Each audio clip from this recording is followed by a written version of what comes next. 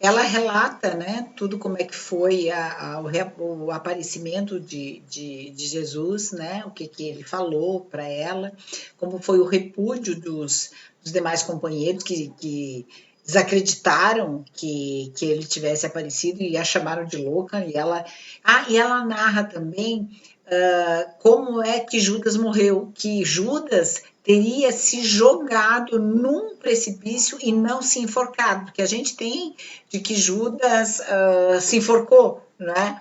Mas ela narra lá como que foi a morte de Judas, que sim, ele cometeu suicídio, mas não se enforcando, se lançando num precipício. E ela odiava muito, muito, muito Judas. Inclusive, ela tentou matar Judas pelo ódio que ela tinha por ele, né? Ela tinha um poder mental muito grande, sabe? Maria Madalena, ela fazia curas, ela tinha vidência, ela era paranormal, ela fazia desdobramento, ela tinha esses arrebatamentos que ela falava, né? De deslocamento, né, do corpo astral, assim, e esse poder mental, ela tinha um poder mental muito forte, né, e numa noite ela saiu e ela encontrou Judas e tentou enforcá-lo com as próprias mãos, né, e nesse momento que ela estava lá realmente esganando Judas, ela escuta a voz de Jesus, a intervenção de Jesus através da voz, né? E essa voz de Jesus estava sempre, sempre acompanhando, estava sempre junto com ela. E nesse momento, Jesus diz assim: ó, você não o perdoou? Você não o perdoa? Pois eu sempre perdoei meus inimigos.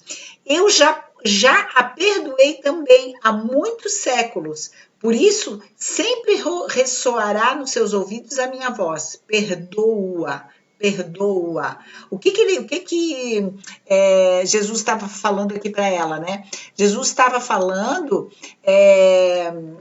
daquela história na época de séculos atrás, onde ela era a Íris, onde Antúlio, na época da Atlântida, onde Antúlio, que sempre foi apaixonado por ela, e ela o havia traído, né, há muitos séculos atrás, né? E Antúlio já tinha, na mesma hora, já tinha falado: eu perdoo-te, né? Perdoo-te, perdoo-te, o tempo todo, né? E a gente, então, quando Jesus fala, eu também já te perdoei há séculos atrás, vem de novo aquela questão lá de que Antúlio e Jesus seriam a mesma pessoa, a mesma entidade, né? Bom, após a morte de Jesus, então, o que, que acontece? Madalena sai a pregar, né? Como ela tinha se comprometido, ela tem um momento de descanso, mas ela sai, então, a pregar logo após a morte de Jesus. Então, e ela vai com um companheiro. Por quê? Porque as mulheres naquele tempo era bastante perigoso que as mulheres andassem sozinhas, né? Então, esse companheiro não a deixa sozinho e é como um amigo que a segue, né? E ela relata assim, é uma pessoa mais velha, né? Que ela, eles não chamam, acho que eu já falei aqui, eles não chamam de discípulos, eles não chamam de apóstolo, ela não chama, né? Eles falam os companheiros, né? Então ela fala companheiros. Então esses companheiros, eles se dividem e cada um vai para um local, né? Fazer a pregação, né? E pela descrição que ela dá, parece ser Pedro que a acompanha. Pelo que você lê lá, dá a impressão que é Pedro que está a acompanhando. E eles vão, então, os dois, né, em muitos lugares, em muitos vilarejos, e ela descreve muitas curas. Eles fazem muitas curas, né? E em muitos desses povoados que eles vão, as pessoas conhecem a vida pregressa de Maria Madalena e a repudiam. Então, em muitos momentos, ela sofre muito com isso. Ela era muito ofendida, ela era muito, muito humilhada. Tinha lugares que eles tinham que sair corridos, fugidos, porque havia o risco de apedrejamento, né? Então ela sofreu muito essas retaliações. Ela saiu, ela fez a pregação dela, mas relata então essas retaliações, essas humilhações que que ela foi sofrendo, né, durante essa pregação. Bom, ela relata assim que ela teve uma morte muito tranquila numa casa, num desses vilarejos, né, onde ela foi acolhida, num desses povoados, ela foi acolhida. Ela estava muito, muito vencida, né, pelo cansaço, e ela morreu nessa casa, né. E antes de morrer, então, ela pediu um espelho, e agora estou lendo aqui, né? Ela pediu um espelho e ficou muito feliz quando viu na sua imagem que ela não era mais bela como outrora. Ela não era mais aquela mulher que tinha encantado os homens. E isso a deixou muito feliz. As viagens a pé, a má alimentação, as ofensas recebidas, o trabalho, tudo isso foi debilitando o corpo dela, né? E daí, na hora da morte, ela pediu que o leito dela fosse arrastado até uma janela onde ela pudesse olhar o mar. E foi assim, dessa forma, que Maria Madalena desencarnou, né? E ela relata, então, o que aconteceu, porque nós pensamos assim, que ela desencarna e logo em seguida Jesus vai aparecer, o Antúlio vai aparecer para resgatá-la, né? Você imagina que com tudo que ela fez durante a vida, as curas e tal, que ela tenha sido recebida ali no mundo espiritual com galhardia, né? Com coisas assim. E não é isso que acontece. Nós sabemos que todo espírito, após o desencarne, tem o seu momento de perturbação, todos. E que bom, lógico, sempre tem exceção, né? Eu imagino que um espírito como Chico Xavier não vai ter momentos de perturbação, mas eu, simples mortal, com certeza vou ter. E que esse tempo de perturbação, ele vai se demorar conforme for o tipo da vida que eu tive aqui, né? Então, ela relata, assim, que ela teve esse momento de perturbação. E ela fala assim, né, que nesse momento do desligamento, né, ela se desliga do corpo, mas ela ainda escuta as pessoas em volta da cama dela dizendo assim que morreu, enfim. Né? Então ela ainda vê, ela está ali presa ao corpo, né? Porque demora um pouco para ir se tirando aqueles liames, né? Se desvanecendo os liames, e então ela escuta ainda, morreu, enfim, né? E o espírito dela sente eles fecharem os olhos dela, né? Mas ela percebe que o seu espírito está vivo e ela chama muito por Jesus. Então ela faz esse clamor, né, a Jesus no momento, né? Chama-o muito e Jesus não vem. E ela fala assim, daí olha só o que ela fala, né? Que ela chama Jesus, Jesus não aparece, né? Por que me abandonou, meu amor? Não o vejo mais. Por que não vem? Por que não vem? Ela sente ser desligada e começa a voar. Então, assim, por quê? Há aquele cordão de prata e o cordão de ouro. E aí esse desligamento é feito, né?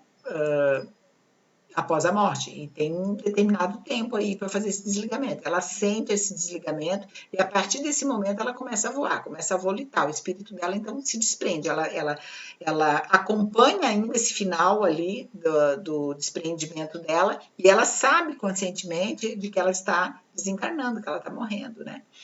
Sem desespero, né? A única coisa que ela pede é assim, Jesus, venha, né? E Jesus, ela diz, Jesus, por que você me abandonou? Por que você não vem, né? Então ela começa a voar, e deixa eu ver aqui, ela começa a voar, mas ela não sabe para onde vai. Então ela começa a voar assim, perdida, né? Ela passa por uns momentos que fica numa escuridão. É isso que eu falo, no momento logo após a morte, há um estado de perturbação.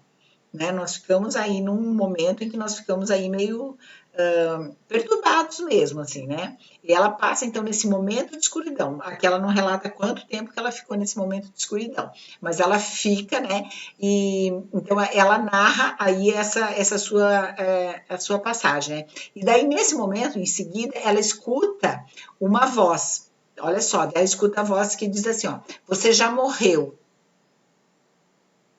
Taxativo assim, você já morreu. Prepare-se para novos empreendimentos. Ou seja, mal ela desencarna, passa por seu momento de perturbação, começa, né, a voar e vem essa voz e fala assim: prepare-se já para os teus próximos empreendimentos. Ou seja, não teve aquela cânticos dos anjos, Jesus abraçando, esperando nada disso. Vamos se preparar porque você tem que trabalhar, né, para novos empreendimentos. Quando ela acorda, né, porque daí ela adormece, não sabe onde está, bem perturbação mesmo. Eu acho bacana isso, porque ela relata exatamente como a gente estuda e vê nos livros, né, depois da morte, o que acontece conosco, né? E com ela não foi diferente. Ela relata assim, que ela, né, ela adormece, e daí quando ela acorda, né, ela acorda pensando em Jesus, ela está com Jesus presente o tempo inteiro na mente dela, sabe? No livro todo ela está assim, com essa conversa mental com Jesus o tempo todo, ela tem uma ligação muito forte com ele mesmo, né? Então ela começa a contemplar o céu onde ela está, ela acorda, pensa em Jesus, começa a contemplar o céu e ela percebe que o céu vai mudando de cor.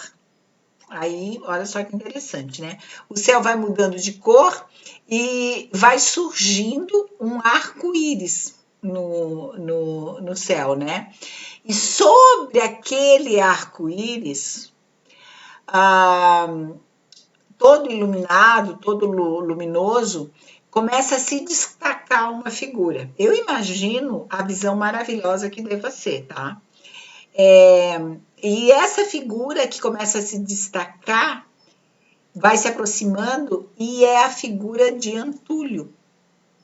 E aí, então, assim, depois, né, que ela morre, que ela desencarna, vem a figura de Antúlio recebê-la, né?